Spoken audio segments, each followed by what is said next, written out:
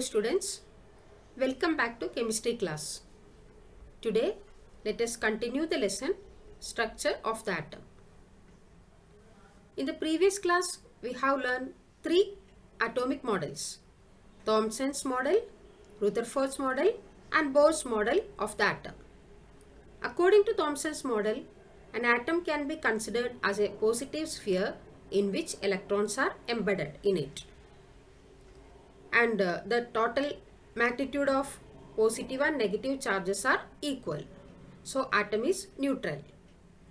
According to Rutherford's model, all the positive charge and mass of the atom is concentrated at its center called nucleus, and the electrons are revolving around it. And size of the nucleus is very small as compared to the size of the atom. According to Bohr's model, electrons are revolving around the nucleus only in certain discrete or special orbits called discrete orbits. Only these discrete orbits are allowed for the electrons inside the atom. While revolving in discrete orbits, the electron do not radiate energy. So still now we know there are two particles present in the atom: positively charged protons in the nucleus and negatively charged electrons revolving around the nucleus. Now let us see one more particle, neutron. This is discovered by the scientist James Chadwick in 1932.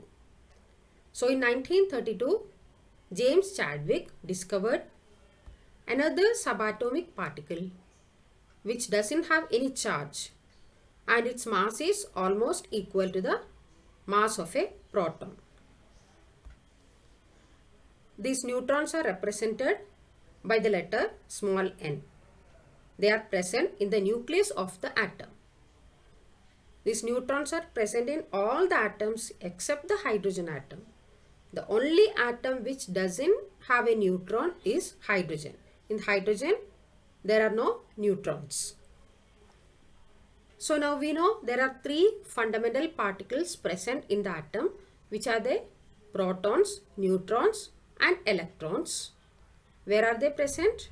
Protons and neutrons are in the nucleus and electrons are revolving around the nucleus.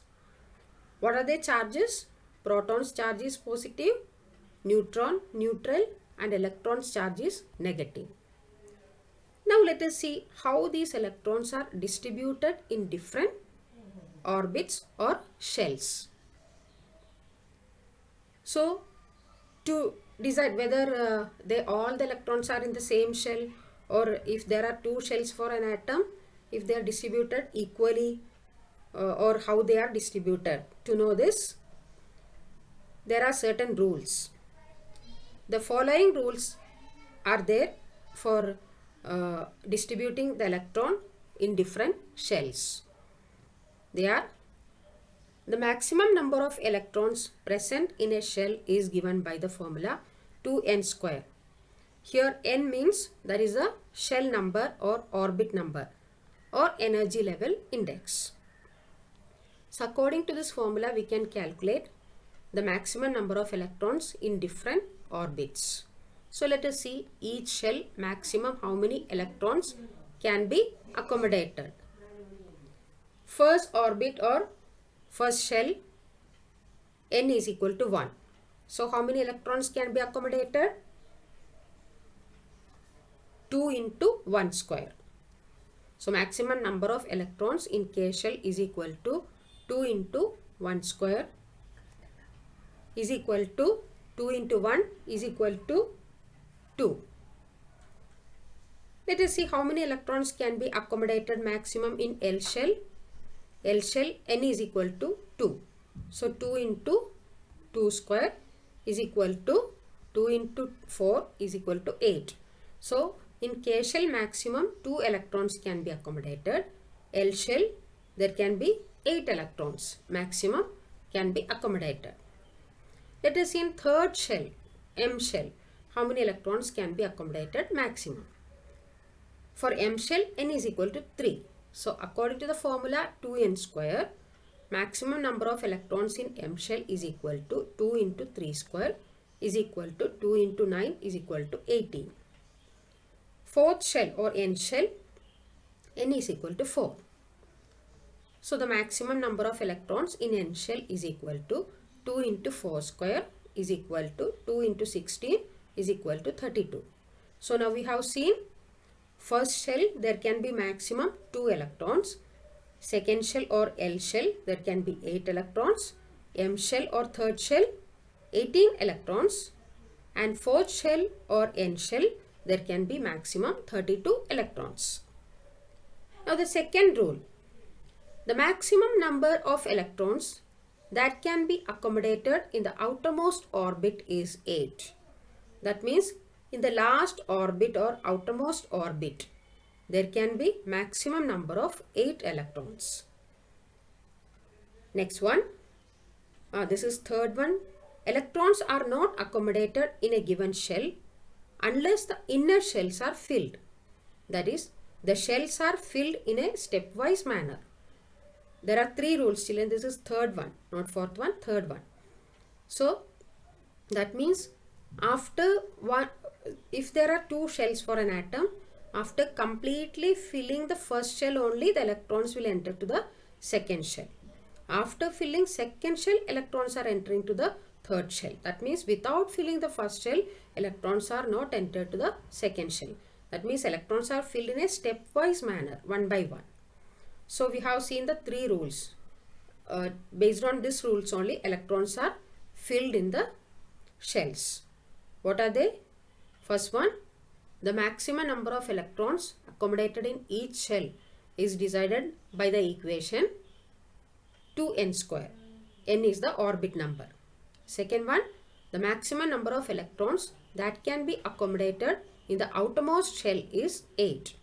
Third one, the electrons are filled in the orbits in a stepwise manner.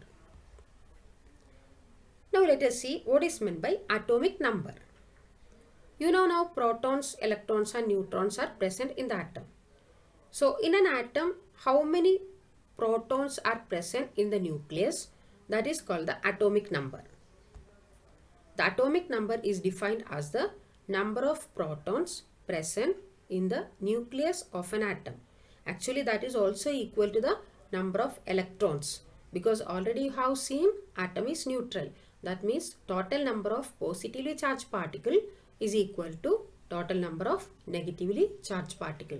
That means total number of proton and total number of electrons are equal in an atom. So atomic number denotes the number of electrons also. It is denoted by the letter Z. For example, for hydrogen, Z is equal to 1. Atomic number is equal to 1. What does it mean?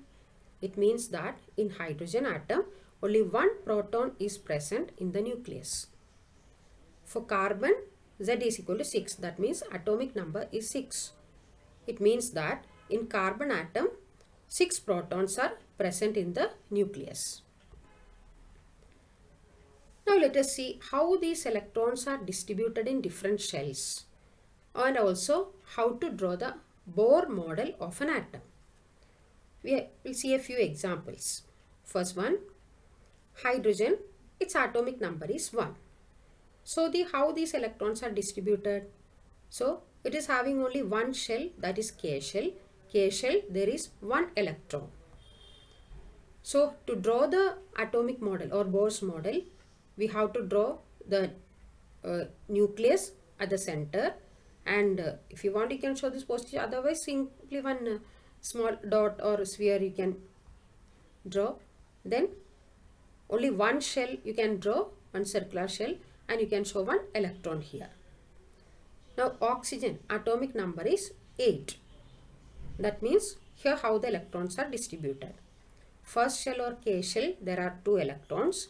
Remaining, how many electrons are there? 6. This is filled in, this is occupying in the L shell. So electronic configuration or distribution of electron is K shell 2 electrons and L shell 6 electrons. So how to draw this? You can draw the nucleus, and First, you can draw the nucleus, and first shell there are 2 electrons, second shell 6 electrons. Next example, sodium, atomic number 11. How the electrons are distributed? First shell 2, remaining how many electrons? 9. Now a K shell filled with 2 electrons, L shell totally how many electrons? 8 electrons. So remaining 1 electron, it is occupying in the M shell.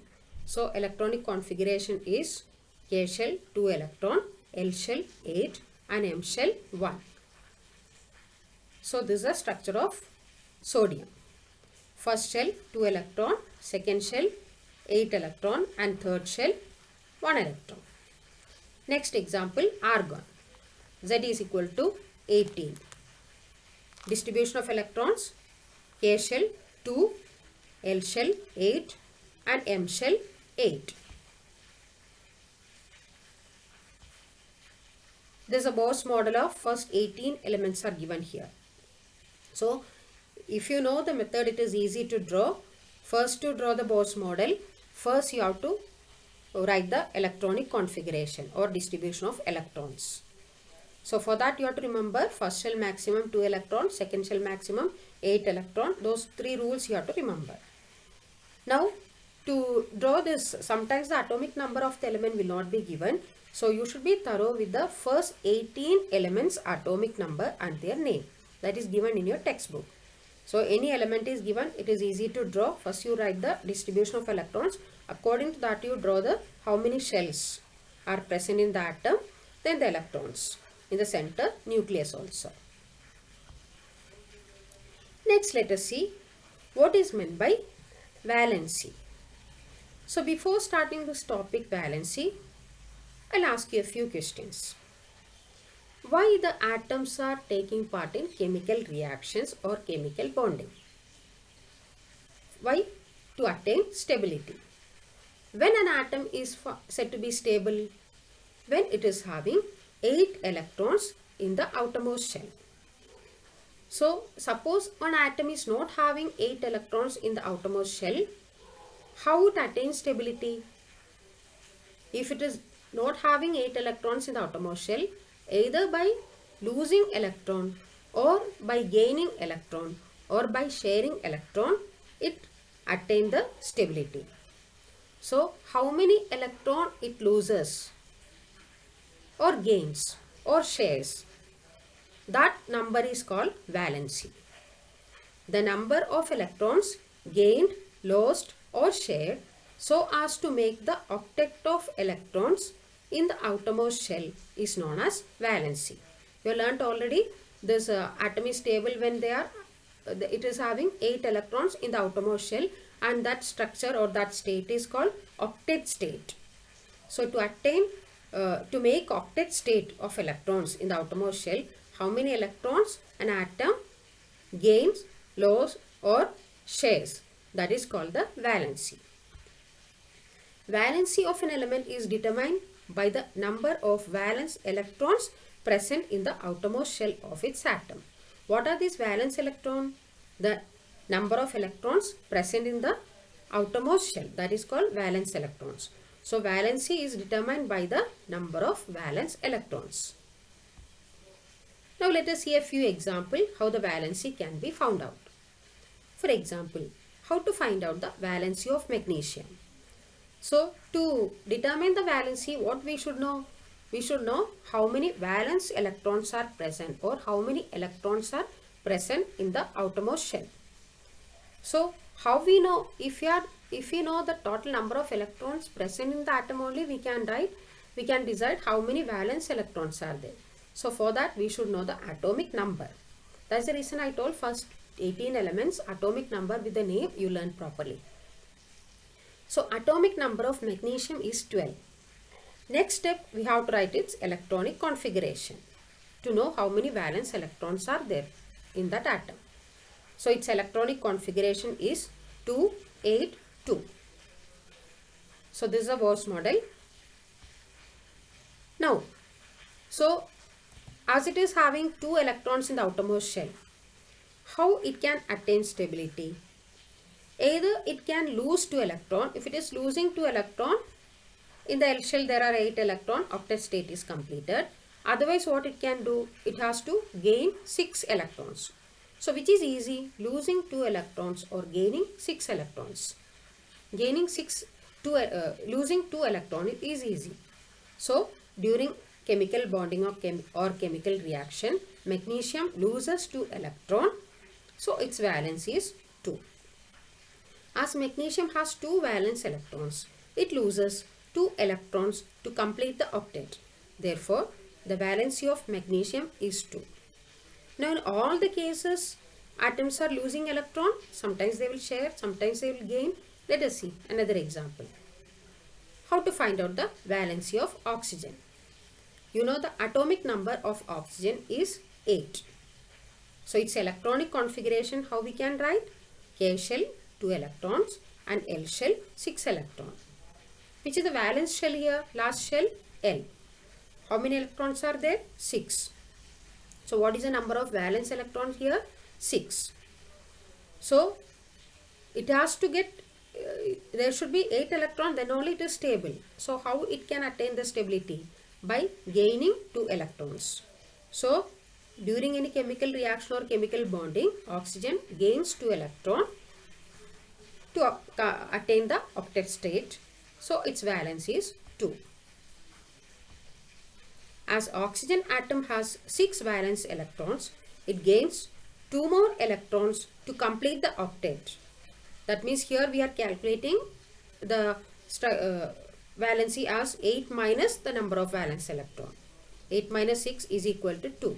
Therefore, the valency of oxygen is .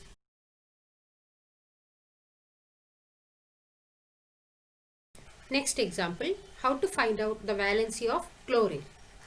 Atomic number of chlorine is 17.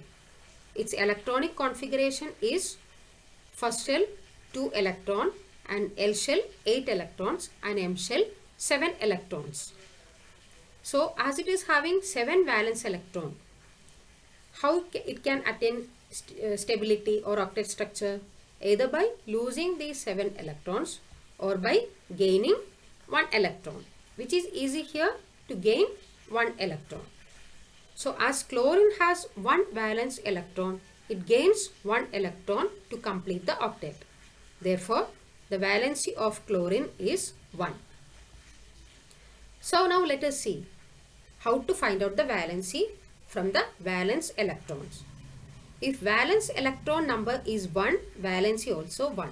If it is 2, valency is 2 because it loses 2 electrons. If it is 3, valency 3. If it is 4, either it can lose 4 electrons or gain 4 electrons, or it can share. Mostly it is sharing the electron. So its valence is 4. Suppose there are 5 valence electrons. What will happen? Whether it will lose 5 electrons or gain 3 electrons to attain the octet structure, it gains 3 electrons. So here we have to do 8 minus 5 to find the valency. If valence electron number is 6, 8 minus 6, 2 is the valency. If valence electron number is 7, valence is 1. 8 minus 7. If valence electron number is 8, valence is 0. Because if there are 8 electrons in the valence shell, already it is stable. So it does not gain electron or lose electron or share electron. It is already stable. For example, all the inert gases, helium, neon, krypton, xenon, argon, radon, all these are inert gases. They are stable. They do not take part in chemical reaction. What is the reason for that? All these are having 8 electrons in the outermost shell, except the helium. Helium, there is only one shell that is completely filled. There are 2 electrons, so that also stable. All other inert gases are having 8 electrons in the outermost shell. They are stable. So from the valence, so any element's valency should be determined. How we can do that? We should know the atomic number, then write the electronic configuration, then we'll come to know how many electrons are there in the valence shell. From this valence shell number of electrons, we can determine its valency. If number of electrons in the outermost shell is 1 means valency also 1. That means 1, 2, 3, 4. Valency also the same numbers. For valence electron number 1, valency 1. Valence electron number 2, valency also 2. Valence electron number is 3, valency is 3. And it is 4, valency also 4. And more than 4.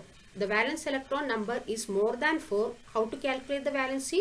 8 minus that number. For example, valence electron number is 5. Valency is 8 minus 5. That is 3. If it is 6, valency is 2. Valence electron number is 7. Valency is 1.